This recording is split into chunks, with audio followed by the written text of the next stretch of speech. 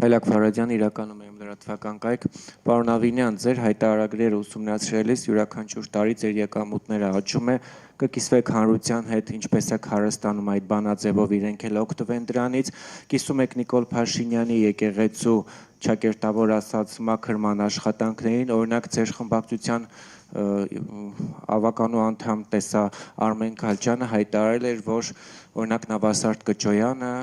փոշմանել է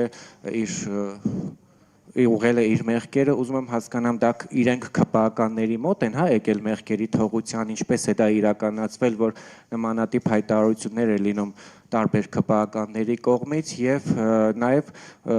Երևանի զարդարանքի հետ կապված կոնկրետ Մալաթիա Սեբաստիա վարչական շրջանը չզարդարված է, կիսատ պրատ ինչ որ լույսեր են կախված, ես տեսա, որ թաղապետը ինչ որ կոմենտ էր գրել, որ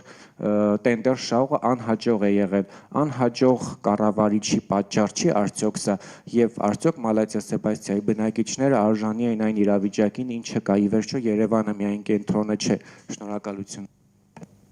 Շնորհակալություն հարցի համար։ Գիտեք, մինչև իմ հանրային գործունեությունը եւ մասնավորապես որևէ պաշտոն ստանձնելը ես զբաղվել եմ տարատեսակ բիզնեսներով եւ մասնավորապես իմ ընտանիքի անդամներն էլ 90-ականներից զբաղվել են բիզնեսով եւ իրականում ձեր բոլոր հարցերի պատասխանները թափանցիկորեն արտացոլված են իմ հայտարարագրերում։ Ինչ վերաբերում է եկեղեցու հարցերին, գիտեք, հայ առաքելական եկեղեցին, որը իր ծառայությունն է մատուցում Աստծուն, եւ Աստծուն ծառայություն մատուցելու ավելի լայն շրջանակում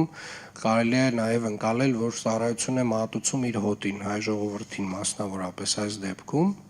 եւ ինչպես յուրաքանչյուր ծառայություն մատուցող ինստիտուտ, իսկ հայ առաքելական եկեղեցին կարող ենք համարել ինստիտուտ, ժամանակ առ ժամանակ ինստիտուտը ունի նորոգման կարիք։ Եվ այդ նորոգումը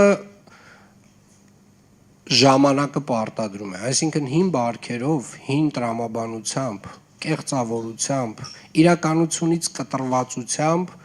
ինստիտուտները չեն կարող մատուցել այն ձևով այդ ծառայությունը, ոնց որ այդ ժամանակը, արդի ժամանակը պահանջում է։ Եվ մասնավորապես կարծում եմ, այո, եկեղեցին ունի որոշակի նորոգման կարիք եւ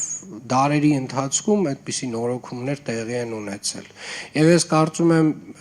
եւ ես վստահ եմ, որ այդ նորոգումը տեղի ունենալու հենց եկեղեցու ներսից, թեկուզ շատ այնց դանդաղ տեմպերով, բայց այսպես ասած այն շղարշը, այսպես ասած, որոշակի կեղծավորության շղարշը պետք է պատռվի եւ մենք պետք է վստահ լինենք, որ եկեղեցին, որը ծառայություն է մատուցում Աստծուն եւ ծառայություն է մատուցում նաեւ իր հոտին, ազնիվ է եւ անկեղծ իր հոտի հետ։